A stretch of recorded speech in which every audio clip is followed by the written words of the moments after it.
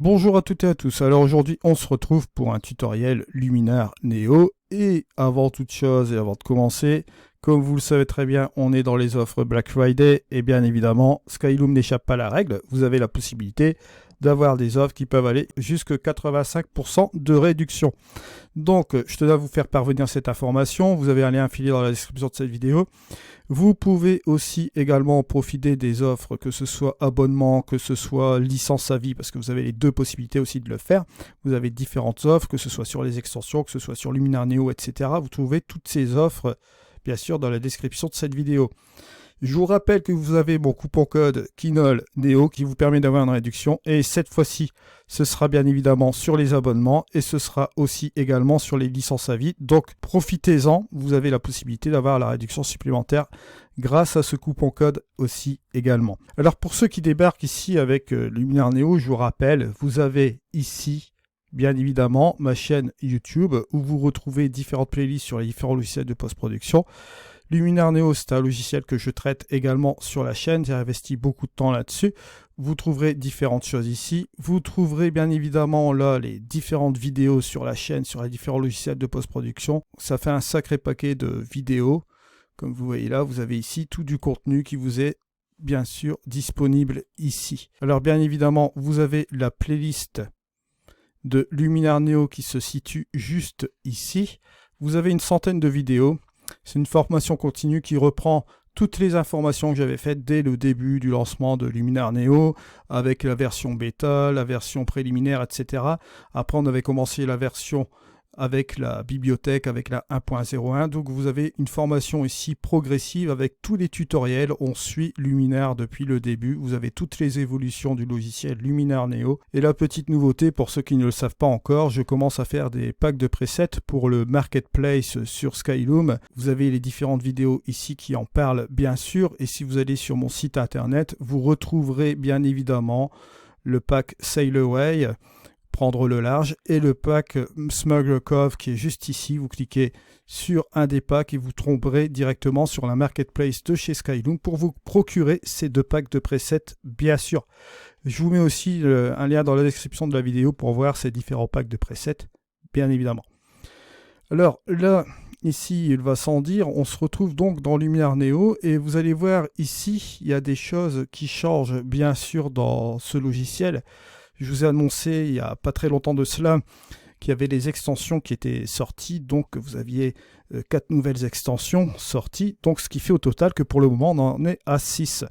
Là, je vous avais indiqué que dans la version 1.5.0 de Luminar Neo, vous avez le pack d'extensions qui est passé juste ici, pour ceux qui possèdent des extensions. Et ces extensions-là qui sont payantes sont ici au nombre de 6. Il manque plus que la 7e, bien sûr, qui va arriver au mois de décembre. Ce sera la dernière ici annoncée. Après, je pense qu'ils vont continuer à faire aussi. Là, vous pourrez vous procurer, bien évidemment, ces packs à des prix imbattables en ce moment pendant le Black Friday. Donc, n'hésitez pas si vous êtes intéressé sur le sujet.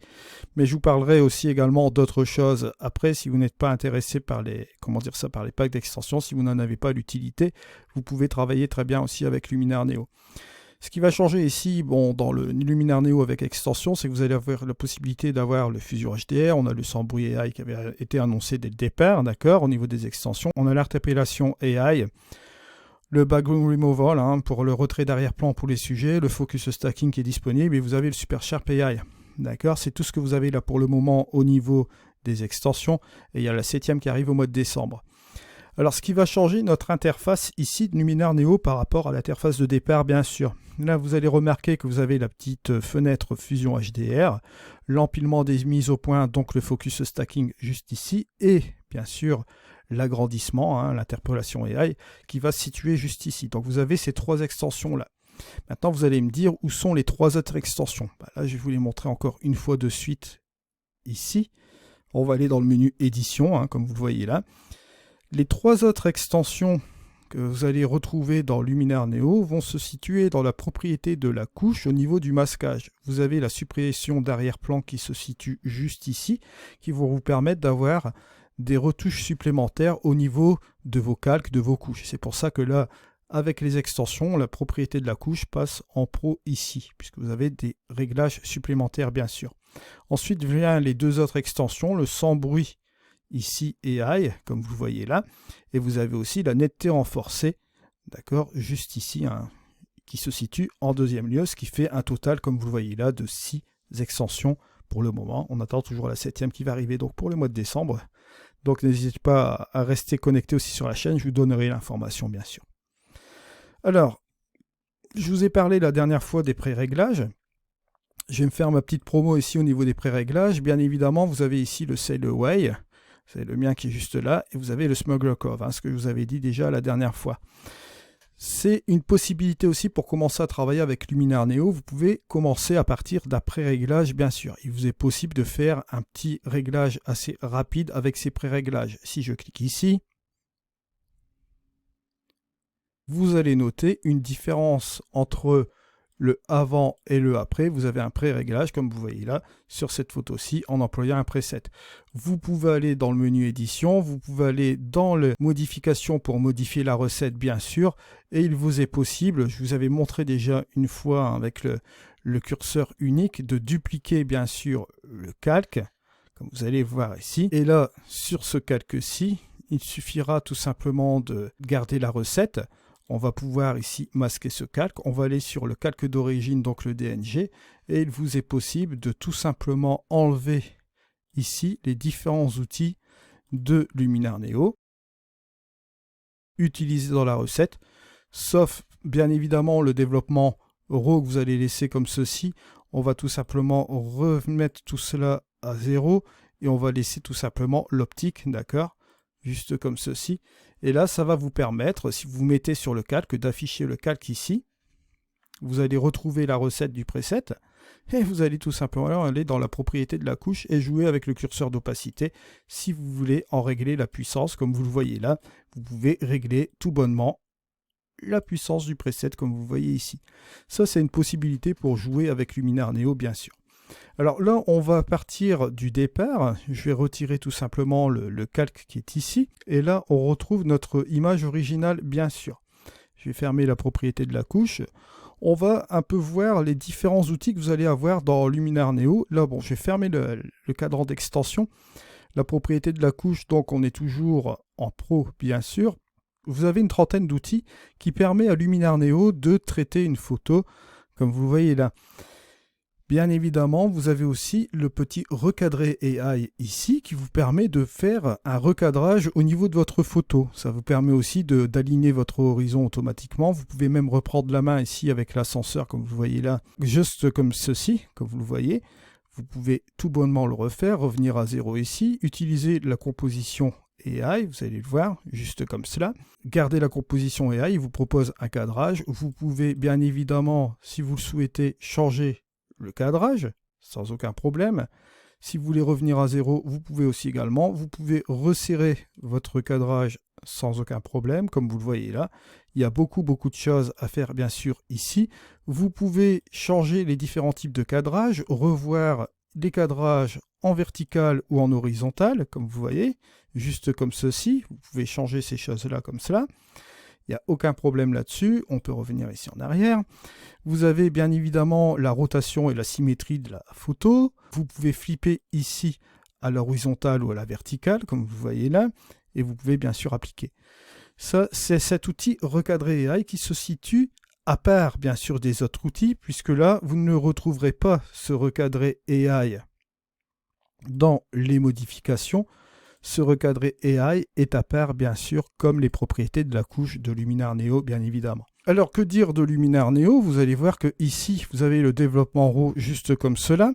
Vous allez pouvoir utiliser tous les outils et tous les attributs que vous pouvez faire dans un développement RAW traditionnel. Vous allez voir ici, c'est assez hallucinant que rien qu'avec un outil comme celui-là, vous allez le voir, dans Luminar Neo, vous avez la possibilité de sélectionner un profil s'il est disponible. S'il n'est pas disponible, pas de panique, vous pouvez toujours décontraster et baisser un peu l'exposition, enlever l'outil développement, bien évidemment, sans aucun problème. Je vous ai montré déjà de nombreuses fois la petite astuce. Alors là, ce que vous allez pouvoir remarquer, c'est qu'on va pouvoir dégager les ombres sans aucun problème, baisser les hautes lumières Ici, comme vous voyez là, on peut bouger l'histogramme, on peut rééquilibrer l'histogramme, pourquoi pas mettre le point noir juste à l'extrémité ici. Vous avez la possibilité de mettre ici, comme vous voyez le voir là, le point blanc juste là. Vous avez la possibilité d'avoir l'écrêtage en appuyant sur la touche J, vous voyez ces deux points-là. Si vous boostez l'exposition, vous allez voir ici, si vous allez trop loin dans l'exposition, vous allez voir le rouge ici qui vous signifie que vous allez cramer dans les hautes lumières. Et inversement, vous avez du bleu ici qui vous signifie que vous bouchez les ombres. Vous voyez, bon, le truc traditionnel, comme vous le voyez là, dans un logiciel de post-production. Là, vous voyez, on peut même aller encore un petit peu plus loin, juste comme cela. On peut rajouter un peu de contraste, juste comme ceci, dans cette version-là. On va baisser peut-être un petit peu, voilà, pour être un peu moins violent au niveau de cette chose-là. On a la différence ici avant et après, vous voyez qu'on a rajouté un petit peu de punch. On a bien évidemment ici la possibilité d'utiliser une courbe. Hein, vous voyez, on peut tout simplement utiliser une courbe comme il se doit et ajouter une petite ambiance encore particulière. On peut baisser encore l'ensemble comme vous voyez là. On peut bien évidemment utiliser la petite pipette ou bien utiliser ici un des presets comme vous voyez là de la balance des blancs, d'accord, sans aucun problème. On peut le faire aussi manuellement pour faire une balance des blancs, pourquoi pas un petit peu plus créative. Juste utiliser la petite teinte ici. Vous avez la saturation et la vibrance, toujours inclus dans cet outil de développement en RAW. Et vous avez la possibilité d'implémenter de la netteté ici dans l'image, d'accord. Vous pouvez faire une réduction de bruit ici, traditionnelle avec la luminosité, et la chrominance avec la couleur, et vous pouvez renforcer aussi l'ensemble. Toujours dans cet outil-là, vous avez la possibilité aussi également de faire la correction de la distorsion, comme vous le voyez ici. Et bien sûr, si nécessaire, vous pouvez faire la transformation des verticales, horizontales et l'aspect aussi, bien sûr, avec l'outil transformation. Donc, vous notez qu'avec un seul outil, vous avez déjà pas mal de choses. On ne va pas se mentir, rien qu'avec le développement RAW, on peut faire beaucoup de choses. Mais ce qui est assez fabuleux dans ce logiciel, on peut remettre tout cela à 0, vous allez voir ici. On va revenir ici sur le luminaire par défaut. Pour gagner un petit peu de temps, ce que je vais faire, j'ai toujours gagné ma correction ici d'objectif, comme vous voyez là. On peut le faire même aussi manuellement si vous n'avez pas la possibilité de faire la correction d'objectif. Ça, ce n'est pas un problème non plus. On peut régler bien sûr notre balance des blancs un petit peu comme il se doit à notre convenance aussi en matière créative ou bien en utilisant un des presets, la petite pipette que vous voyez ici. Hein, vous allez chercher 3 points identiques RGB comme vous le savez déjà. Et alors, donc là ici, ce qu'on peut faire, c'est fermer notre développement RAW. Et on va pouvoir utiliser l'amélioration AI et utiliser le curseur magique, ce qui s'appelle l'accent AI. Vous allez voir ici qu'avec un curseur, hop, vous voyez ici ce qui se passe. On va pouvoir modifier une douzaine d'opérations dans notre image. Regardez, on a la différence avant et après. Comme vous voyez là, on fait une correction ici des tonalités, de la saturation des couleurs, contraste, etc. Vous allez voir, c'est un curseur vraiment qui marche très très bien. L'amélioration AI, au niveau de l'accent AI, c'est vraiment un des curseurs magiques, bien sûr. Vous avez l'embellisseur de ciel, regardez, il suffit tout simplement d'accélérer cet embellisseur de ciel pour avoir cette image finale ici, comme vous voyez là, avant, après. Et vous voyez que ça marche relativement bien. Alors bien sûr, on peut fermer cet outil amélioration, on peut utiliser l'outil paysage. Vous avez ici l'heure dorée, comme vous voyez là. On peut accentuer la luminosité ici, puis apporter un plus au niveau de l'heure dorée. Vous pouvez réduire bien évidemment la brume juste comme ceci, accentuer les feuillages comme vous voyez là, hein, apporter un petit peu plus de choses verdoyantes ici. Vous pouvez aller dans les réglages avancés et régler aussi également la teinte du feuillage, comme vous voyez ici, si vous voulez la ramener un petit peu moins verte, la rendre un petit peu plus, on va dire, jaune ou rouge, un petit peu plus chaude comme ça. Avec cet outil paysage, vous pouvez toujours le faire avant et après. Vous voyez, vous avez ce résultat-là, bien sûr. Ça, c'est les outils de base. Après, vous avez les outils créatifs aussi également. Vous allez voir que dans les outils créatifs, il y a des choses assez extraordinaires aussi avec ce logiciel-là. Vous pouvez bien évidemment utiliser le virage, pourquoi pas, si vous voulez aller dans les ombres, apporter une couleur un peu différente ici au niveau des ombres, vous pouvez toujours le faire au niveau de la saturation. Au niveau des hautes lumières, on peut apporter une petite différence, soit en apportant une couleur ici, une teinte un petit peu plus différente hein, dans les tonalités, ou bien garder à peu près quelque chose de similaire entre les deux, mais en variant, en jouant une petite variante ici au niveau de la saturation, ça peut être aussi une idée. On peut équilibrer entre la couleur des ombres ou la couleur des hautes lumières au choix, et on peut monter aussi également la quantité comme vous le voyez ici. Mais avec ce logiciel, vous n'êtes pas limité aussi à cela. Vous pouvez utiliser tout ce qui est masquage. Vous avez le masquage du pinceau, le dégradé linéaire, le dégradé radial. C'est les trucs traditionnels. Mais vous avez aussi également le masquage AI. Alors, vous cliquez sur le masquage AI. Vous allez voir ici, vous avez un petit temps de calcul. Et ce qui va se passer, ça va être assez extraordinaire au niveau de la segmentation aussi du paysage. Ici, il nous segmente la photo parce qu'elle est assez simple en 3 sections. À des moments, vous pouvez avoir plus de choses, bien sûr. Vous avez le ciel, montagne, sol naturel. Si vous sélectionnez par exemple ici le ciel, vous voyez qu'il m'a fait une sélection ici du ciel. Vous pouvez régler et ajuster, bien sûr, la couleur ici du virage au niveau des ombres et des hautes lumières uniquement dans la partie du ciel. Si vous sélectionnez ici les montagnes ou le sol naturel, ça va sélectionner plus ce truc-là. Mais là, ici, comme on a le ciel, vous avez une autre technique aussi également. Vous pouvez revenir en arrière. Dans les actions du masque, si vous affichez, vous pouvez inverser, bien évidemment, la sélection du masque et vous vous retrouvez, bien sûr, sur la partie qui est juste ici. Et là, vous allez pouvoir jouer avec la quantité sur la première partie ici de cette photo, comme vous le voyez là, sans impacter, bien évidemment, le ciel au niveau des couleurs. On va simplement jouer sur la partie du sol ici. Alors, bien évidemment, l'avantage ici du Luminar Neo, c'est que si vous fermez l'outil virage, vous allez le retrouver dans cet onglet modification que vous voyez là. Si vous retournez dans les outils, vous allez aller dans ce virage, vous allez pouvoir encore de nouveau utiliser un virage supplémentaire sur l'image et refermer le virage, pourquoi pas, et revenir ici dans les modifications, vous aurez, comme vous verrez là, 2 virages. Si vous revenez par exemple sur le développement en RAW, vous allez revoir toutes vos étapes. On revient ici sur l'amélioration, sur le paysage, sur le virage et ici encore sur le deuxième virage. Et si vous changez d'avis, vous pouvez revenir sur une étape, descendre un petit peu le curseur d'accent AI, descendre l'embellisseur de ciel et revenir après sur votre édition, comme vous le voyez là, étape par étape, ce qui va impacter l'image finale bien évidemment de votre photo comme vous voyez là. Beaucoup de possibilités avec ce logiciel, bien sûr. Je ne vais pas énumérer ici dans le détail tout ce qu'on peut faire avec Luminar Neo, puisque je l'ai fait de nombreuses fois dans les 100 vidéos que vous pourrez aller voir dans la playlist, bien sûr. N'hésitez pas à aller voir cette playlist, c'est une version évolutive. J'ai traité les tutoriels avec les nouvelles fonctionnalités qui venaient aussi également dans le temps. Donc vous verrez que si vous allez voir la bibliothèque, il n'y a pas grand-chose qui a changé par rapport à la version d'aujourd'hui, à part bien sûr l'arrivée des extensions, ce qui a changé quelques petits trucs, mais vous verrez grosso modo les mêmes petites choses. Après, au fur et à mesure des vidéos, vous verrez les différents outils.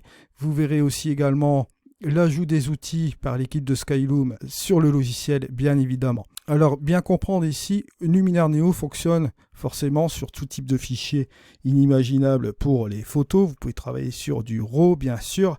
Si vous voulez faire des retouches légères avec du JPEG, il vous est possible aussi également de le faire. Si vous voulez importer du PNG, etc., vous pouvez le faire aussi également. Vous avez l'implémentation aussi également des calques.